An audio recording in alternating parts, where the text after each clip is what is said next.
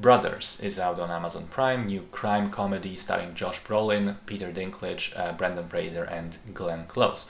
Great cast, not so great a movie. At the beginning of the film, we meet two teenage boys, teenage twin brothers, non-identical, as you may guess, who are being raised by their criminal mother and her criminal boyfriend. After their latest heist, they have to escape the area and evade the authorities with the stolen emeralds. And as we learn, they're never seen again for the next 30 years.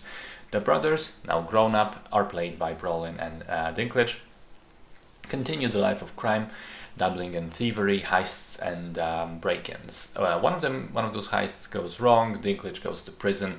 Brolin manages to escape, and he goes straight. He starts a family.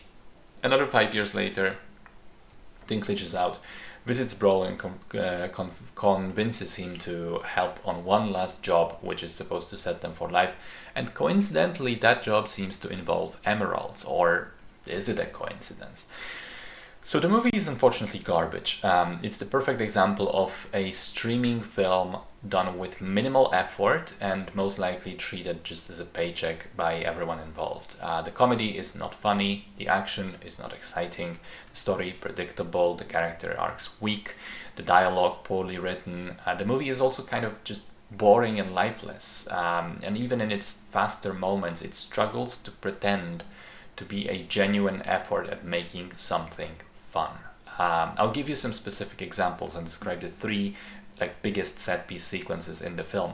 There are spoilers in here, but I don't really care. The first one is a sequence where the brothers visit Marisa Tomei's character so that Dinklage can have sex with her.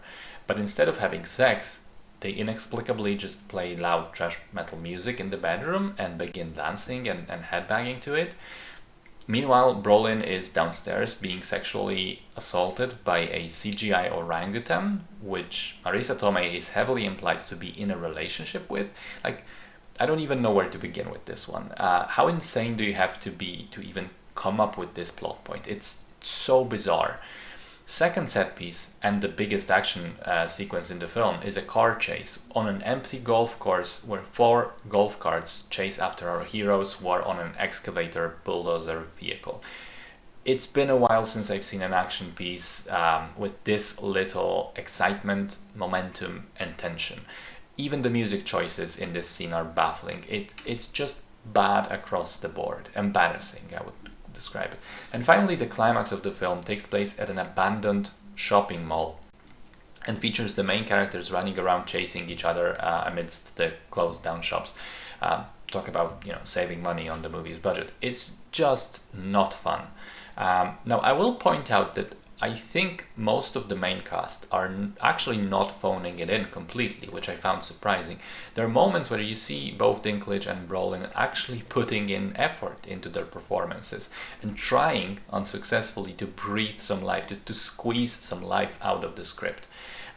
Brendan Fraser understands the assignment. He knows what sort of movie he is in, and he just dials it up to 11. He chews scenery like there's no tomorrow, and some of his scenes are actually somewhat enjoyable. But I don't think any of these three managed to save a movie that is so extremely bland and forgettable. I didn't like it, and I'd advise anyone to stay away from it.